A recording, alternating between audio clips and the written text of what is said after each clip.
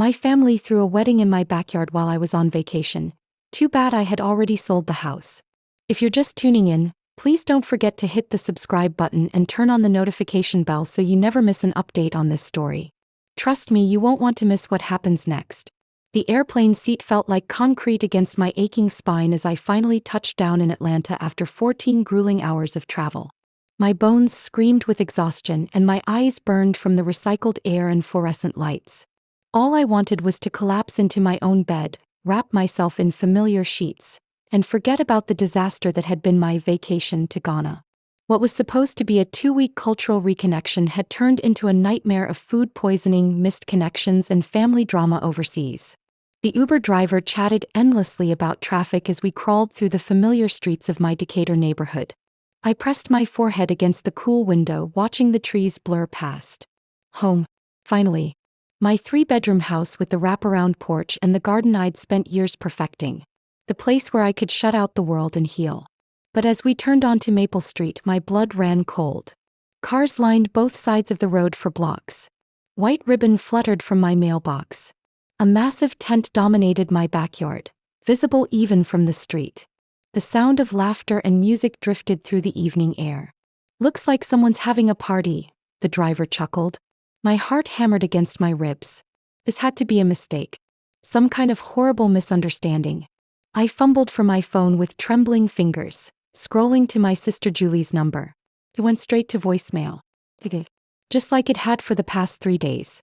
The pieces were falling into place and I didn't like the picture they were forming. I paid the driver with shaking hands and dragged my suitcase up the familiar walkway. The closer I got, the more details emerged from my worst nightmare. White chairs arranged in perfect rows. A flower arch I'd never seen before. Children in Sunday clothes running across my lawn, trampling the azaleas I'd babbied for 3 years. The front door was propped open, revealing my living room packed with relatives I hadn't seen since Christmas. My grandmother's china, the set I'd inherited when she passed, was stacked on folding tables that definitely weren't mine. The smell of fried catfish and collard greens wafted from my kitchen, mixed with unfamiliar perfume and the cloying sweetness of too many flowers.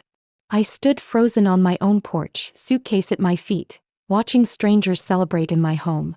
A woman I didn't recognize brushed past me, balancing a tray of champagne glasses. She didn't even look at me twice. "Excuse me," I called after her, my voice barely a whisper. That's when I saw her. My cousin Monique, radiant in a flowing white dress, standing in the center of my living room accepting congratulations. The same Monique who'd been dating that trifling Marcus for 5 years, who'd been complaining for months that she couldn't afford a real wedding. My vision blurred with rage and disbelief. They'd thrown a wedding in my house. Without asking, I pushed through the crowd, my travel-stained clothes and wild hair making me invisible among the celebration. Nobody seemed to notice that the homeowner had just walked into her own living room uninvited to her own family's party. "Monique." My voice cut through the chatter like a knife. Conversations stopped. Heads turned. The bride's face went ghost white when she saw me standing there, suitcase still in hand, fury radiating from every pore. "Shayla," she squeaked, her voice artificially bright. "You're back early. We thought." "You thought what exactly?" I dropped my suitcase with a loud thud. "That you could throw a wedding in my house without asking? Without even telling me?" The room had gone completely silent now. Even the children had stopped running. I could feel dozens of eyes on us, the family drama unfolding like a soap opera episode. Marcus appeared at Monique's side, looking uncomfortable in his rented tuxedo. "Now Shayla, calm down. Don't you dare tell me to calm down." I whirled on him. "This is my house. My furniture. My grandmother's china that y'all are using like it's disposable plates from Dollar General." Monique stepped forward, tears welling in her eyes. "Shayla, please. I can explain. Mama said it would be okay. She said you wouldn't mind helping family out. Your mama don't pay my mortgage." The words exploded out of me louder than I intended. "Your mama ain't the one who's been working 2 jobs to keep this place. Where is she anyway? Where's Julie? Where's anybody who should have asked me first?" An uncomfortable murmur rippled through the crowd. Some people started edging toward the door. Others pulled out their phones, probably already posting about this drama on Facebook. Monique's tears were flowing freely now. You're ruining my wedding day. I'm ruining it? I laughed, but there was no humor in it. Baby girl, this is just the beginning. Everybody out. My voice was deadly calm now, which somehow made it more terrifying than my earlier shouting. Wedding's over. Reception's cancelled. Take your plates and go. Now hold on just a minute, came a familiar voice from the kitchen doorway. My Aunt Beverly emerged, wiping her hands on my good dish towel, looking like she owned the place. You can't just throw people out like that. We paid good money for this food. With whose permission? I stepped closer to her, my exhaustion replaced by pure adrenaline. Who exactly gave you the right to use my home as a wedding venue? Beverly's chin jutted out defiantly. Julie said. Julie said what? But even as I asked, I knew. The sick feeling in my stomach was spreading, creeping up my throat like poison. She said you were selling anyway. That you needed the family to help with one last celebration before the new owners took over. Beverly's voice wavered slightly. She said you'd already signed the papers. The room spun around me. I gripped the back of a folding chair to steady myself. She said what? Monique looked confused. Wait, you're not selling? But Julie showed us the contract. She said the closing was next week and you were moving to California to be with some man. My sister's betrayal hit me like a physical blow. There was no man in California. There was no sale contract. There was only Julie, who'd been pressuring me for months to sell this house so she could get her inheritance from Mama early. Julie, who had keys to my house and knew I'd be unreachable in Ghana. I pulled out my phone and called her again. This time she answered. Shayla. Girl, you're supposed to be in Africa. Get over here. Now. 20 minutes later, Julie walked through my front door like she owned it, her designer purse swinging and her smile bright as sunshine. She'd always been the prettier one, the charming one, the one who could talk her way out of anything. But not today. The wedding guest had reluctantly begun packing up, shooting hostile glances in my direction like I was the villain in this story. Monique sat crying in my kitchen while Marcus awkwardly patted her shoulder. The whole scene felt surreal, like I'd walked into someone else's life. Hey sis. Julie reached for a hug, but I stepped back. Explain. Now. Her smile faltered. Explain what? I helped family out like we're supposed to do. Monique needed a venue, you've got this big empty house. Empty. I gestured around the room. This is my home, Julie. I live here. My furniture is here. My life is here. But you're selling anyway, she said, confusion creeping into her voice. You told me you were tired of the mortgage, tired of maintaining this big place by yourself. I was just helping speed things along. I never said I was selling. My voice was eerily calm. I said I was thinking about it. Thinking, Julie. Not doing. Something flickered in her eyes then. Fear maybe. Or guilt. But I already told people. I already made arrangements. What arrangements? The sick feeling in my stomach was growing stronger. Julie looked around the room nervously, like she was searching for an escape route. I may have borrowed against the house. Just a little. To pay for Monique's wedding. And some other things. The world tilted sideways. You did what? A home equity loan. In your name.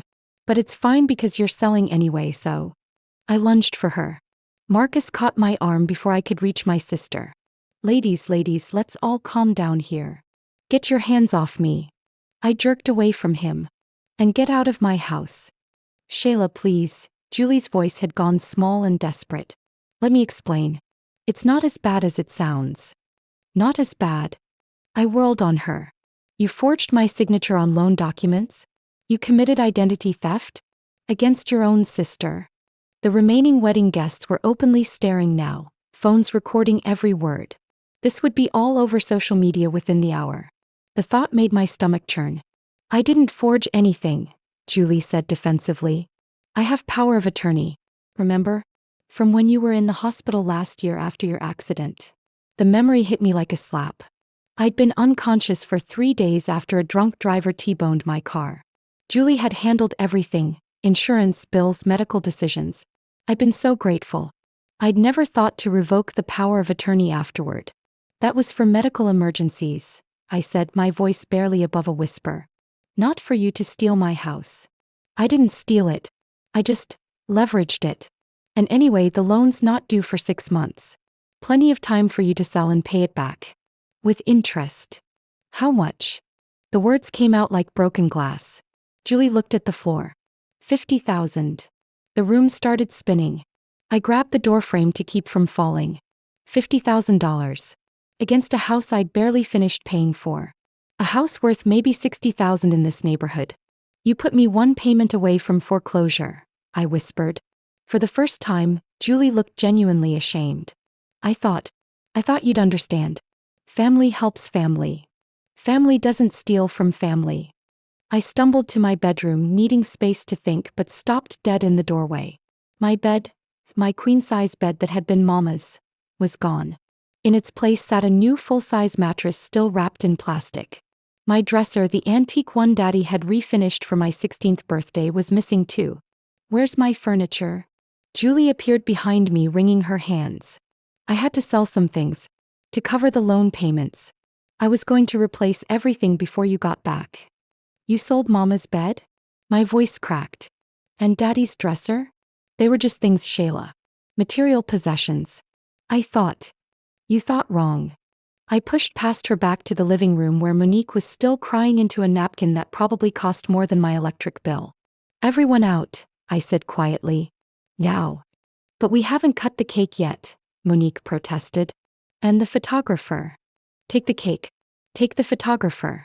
Take everything and get out of my house. Shayla, be reasonable, Beverly interjected. These people traveled from out of town. They got hotel rooms, took time off work. That's not my problem. The words exploded out of me. I didn't invite anyone. I didn't plan this. I was in another country minding my own business while y'all were stealing from me. The room fell silent again. Even the children sensed the tension and huddled closer to their parents. Fine, Monique stood up, her white dress rustling. But don't expect me to forgive you for this. You've ruined the most important day of my life.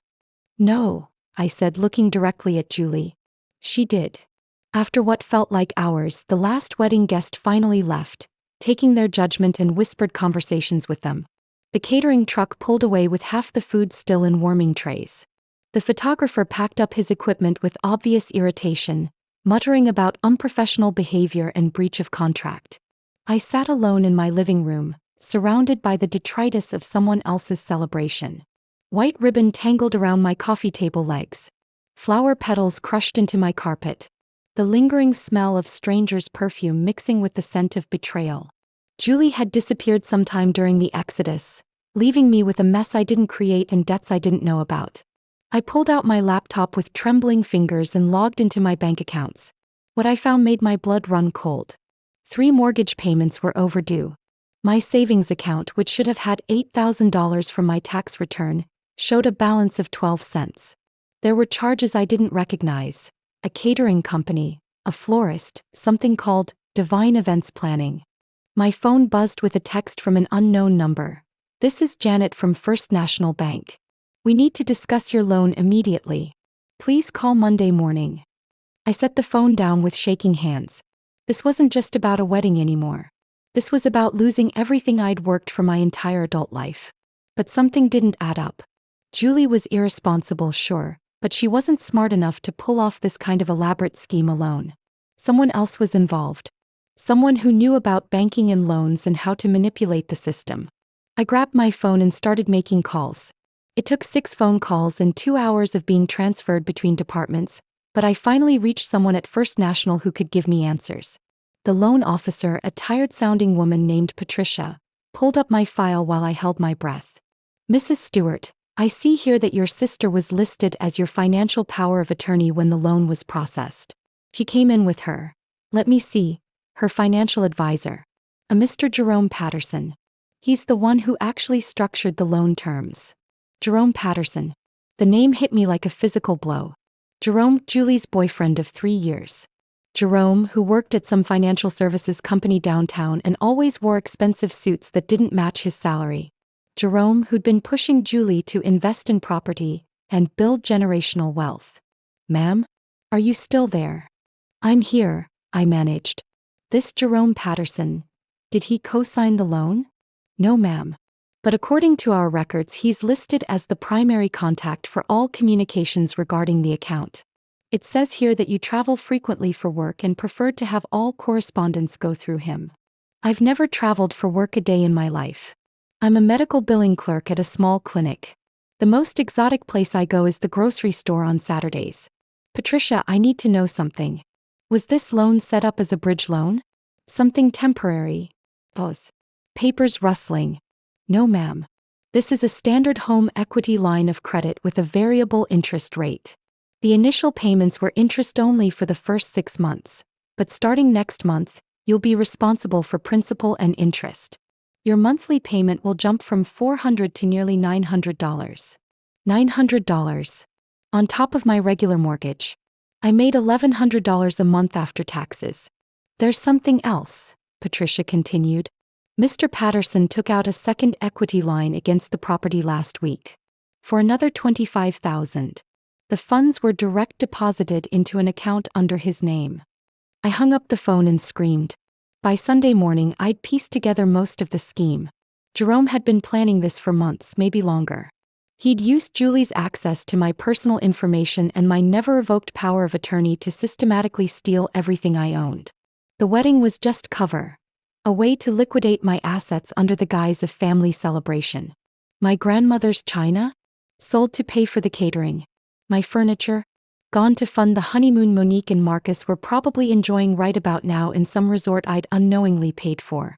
Even my car title had been used as collateral for something called a personal guarantee on equipment Jerome had purchased for his consulting business.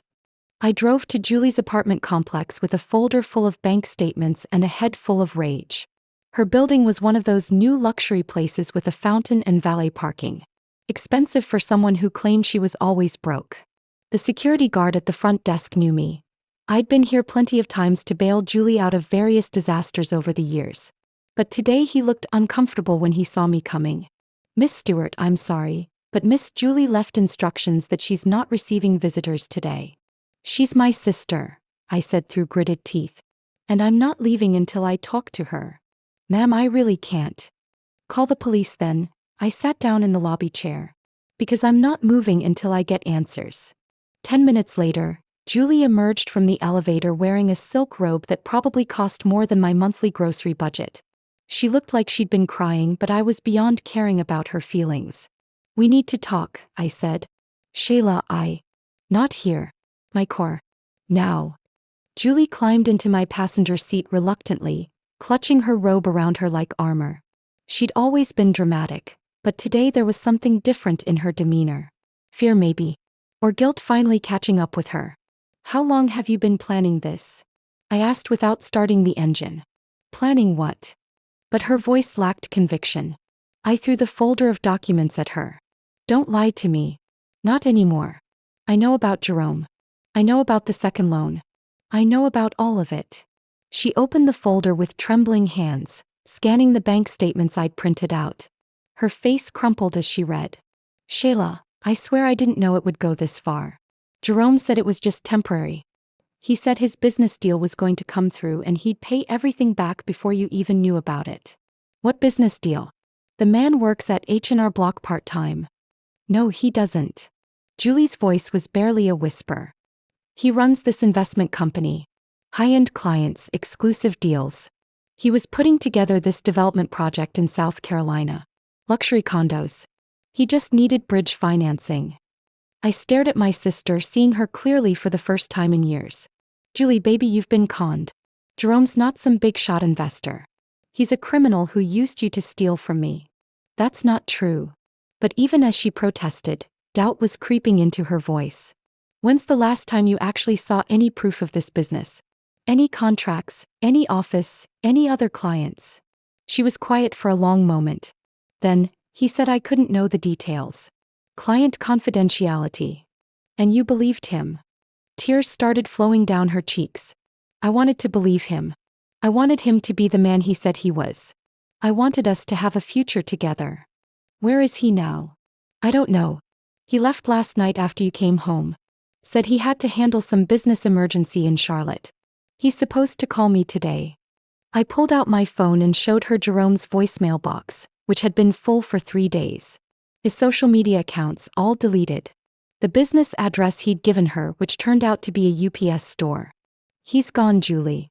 And he took everything with him." We sat in my car outside Julie's apartment building while she cried, and I tried to figure out how to save my house.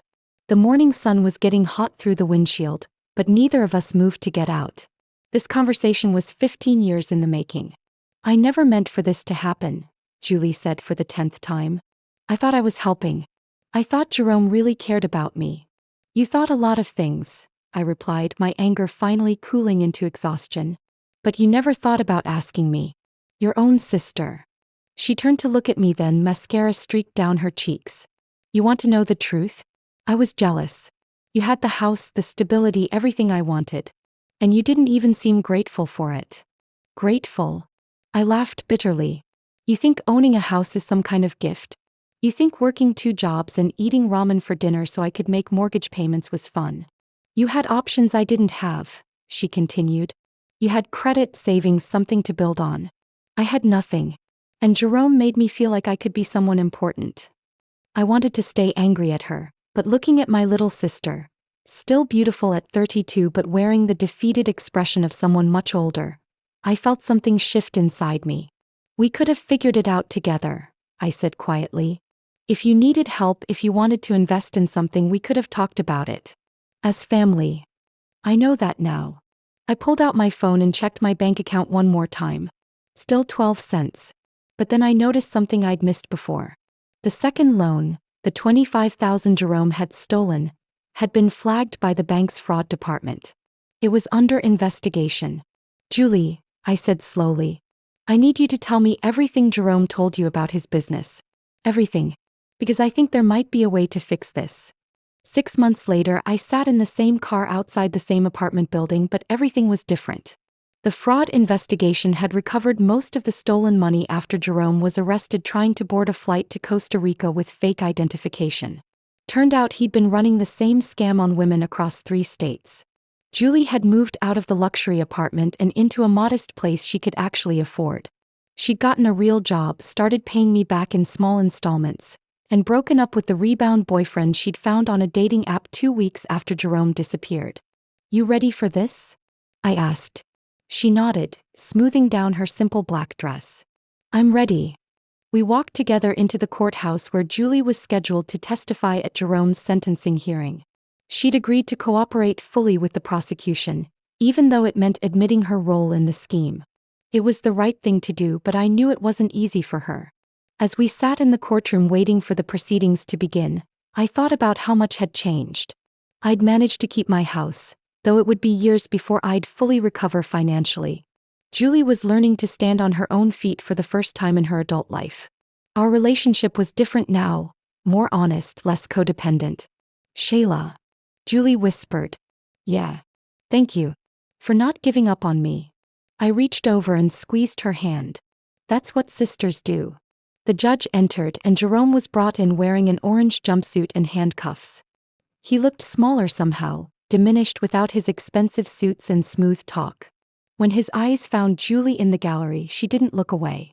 "Your Honor," the prosecutor began, "the defendant orchestrated a complex fraud scheme that targeted vulnerable women and destroyed families.